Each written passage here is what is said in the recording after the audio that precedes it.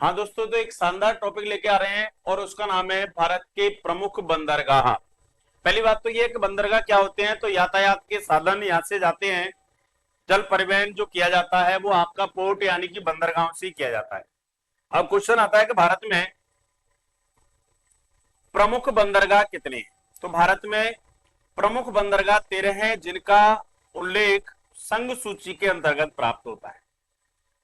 संघ सूची के अंतर्गत प्राप्त होता है। तो अगर आपसे पूछ ले संघ सूची के अंतर्गत कितने बंदरगाहों को शामिल किया गया है, तो कितने बंदरगाह है दोस्तों? 13 बंदरगाहों को भारत के को संघ सूची के अंतर्गत वर्णन मिलता है। अब आता है कि भारत में जो दो तट हैं आपके, एक है आपका पश्चिमी तट और एक है आपका पूर्वी तट। ये वाला है आपका पश्चिमी तट, पश्चिमी तट, और इधर है आपका पूर्वी तट। अब आता है कि पश्चिमी तट पर कौन कौन से बंदरगाह हैं और पूर्वी तट पर आपके कौन कौन से बंदरगाह हैं। जैसे पश्चिमी तट पर एक राज्य है आपका और उस राज्य का नाम है गुजरात। एक है महाराष्ट्र, एक है आपका गोवा, एक है कर्नाटक, एक है आपका केरल। और ये सभी बंदरगाह आपके पश्चिमी तट पर हैं। और इधर है आपके पूर्वी तट, जैसे तमिलनाडु, तमिलनाडु, आंध्र प्रदेश, उड़ीसा, और एक है आपका वेस्ट बंगाल यानी कि पश्चिमी बंगाल। तो ये भारत के पूर्वी एवं पश्चिमी तट पर राज्य हैं। अब इनमें आता है कि जो पश्चिमी तट पर भारत के बंदरगाह हैं वो कौन कौन से हैं और कौन कौन से राज्य में। जैसे गुजरात में एक बंदरगाह है और उसका वर्तमान में नाम है पंडित दीनदयाल उपाध्याय बंदरगाह। दीनदयाल उपाध्याय बंदरगाह। और इसका पूर्व का नाम है, उसका नाम है कांडला बंदर। और ये आपका गुजरात में है और ये भारत का एक ऐसा बंदरगाह है, ऐसा पोर्ट है जो टैक्स फ्री है। कैसा बंदरगाह है? टैक्स फ्री बंदरगाहों के अंतर्गत आता है। इसके बाद जो बंदरगाह है आपका, जैसे एक बंदरगाह है आपका महाराष्ट्र में और दूसरा बंदरगाह भी आपका महाराष्ट्र। एक बंदरगाह का नाम है जैसे मुंबई बंदरगाह,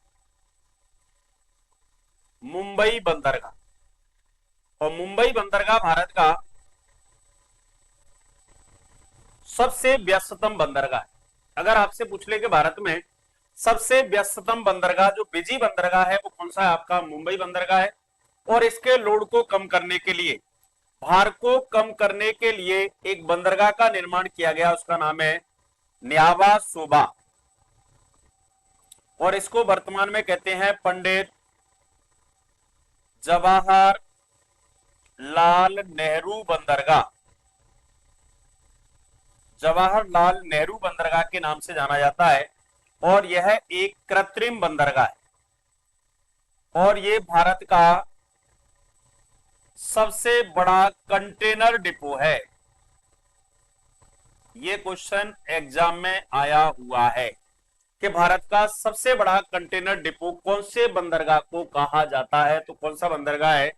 जवाहरलाल नेहरू बंदरगाह है, जिसको भारत का सबसे बड़ा कंटेनर डिपो के नाम से उसको जाना जाता है। इसके बाद एक बंदरगाह है और वो है आपका गोवा। कहां पर है दोस्तों?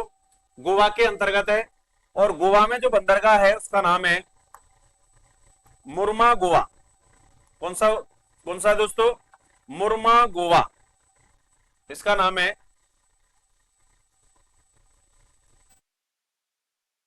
मुर्मा गोवा बंदरगाह। मुर्मा गोवा बंदरगाह एक ऐसा बंदरगाह है भारत का जो एक नदीय बंदरगाहों के अंतर्गत आता है। कैसे बंदरगाहों के अंतर्गत आता है? नदीय बंदरगाहों के अंतर्गत आता है। और यहां से लोहे का निर्यात किया जाता है। लोह इसका क्या होता है, यहां पर निर्यात किया जाता है। इसके बाद एक बंदरगाह है कर्नाटक में, और उसका नाम है न्यू मंगलौर बंदरगाह। न्यू मंगलौर बंदरगाह भी आपका कहां पर है? आपका कर्नाटक के अंतर्गत है। इसके बाद एक बंदरगाह है केरल में, और उसका नाम है दोस्तों कोच्चि बंदरगाह। कोच्चि जो बंदरगाह है, इसको भारत में मसाला बंदरगाह के नाम से जाना जाता है। मसाला बंदरगाह के नाम से जाना जाता है, और कोचीन को अरब सागर की रानी के नाम से भी जाना जाता है। तो अगर आपसे पूछ ले अरब सागर की रानी किसको कहा जाता है, कोच्चि को कहा जाता है, तो ये सभी आपके पश्चिमी तट पर रहने वाले बंदरगाह हो गए। अब इसके बाद अपन बात करेंगे पूर्वी तट पर कौन कौन से बंदरगाह हैं। पूर्वी तट पे 3 बंदरगाह आपके तमिलनाडु में। 3 बंदरगाह कहां पर है दोस्तों? तमिलनाडु के अंतर्गत हैं। एक बंदरगाह है, उसका नाम है तूतीकोरम। तूतीकोरम बंदरगाह पी चिदंबरनार के नाम से जाना जाता है इसको। एक बंदरगाह है, उसका नाम है चेन्नई बंदरगाह, और ये भारत का सबसे बड़ा कृत्रिम बंदरगाह है, और ये भारत का दूसरा सबसे व्यस्ततम बंदरगाह भी है। और इसके बाद एक बंदरगाह है, उसका नाम है एन्नौर बंदरगाह, और ये भारत का पहला कंप्यूटराइज्ड बंदरगाह है, और कॉरपोरेट विभाग का यानी कि निजी क्षेत्र का पहला बंदरगाह भारत में कौन सा है? तो उसका नाम है एन्नौर बंदरगाह के नाम से इसको जाना जाता है। इसके बाद एक बंदरगाह है, और वो है आपका आंध्र प्रदेश के अंतर्गत। कहां पर है दोस्तों? आंध्र प्रदेश के अंतर्गत एक बंदरगाह है, और इसको कहते हैं, आंध्र प्रदेश में एक बंदरगाह है जो भारत का सबसे गहरा बंदरगाह। अगर आपसे पूछ ले कि भारत का सबसे गहरा बंदरगाह कौन सा है, तो वो आपका आंध्र प्रदेश में है, और उसका नाम है विशाखापट्टनम।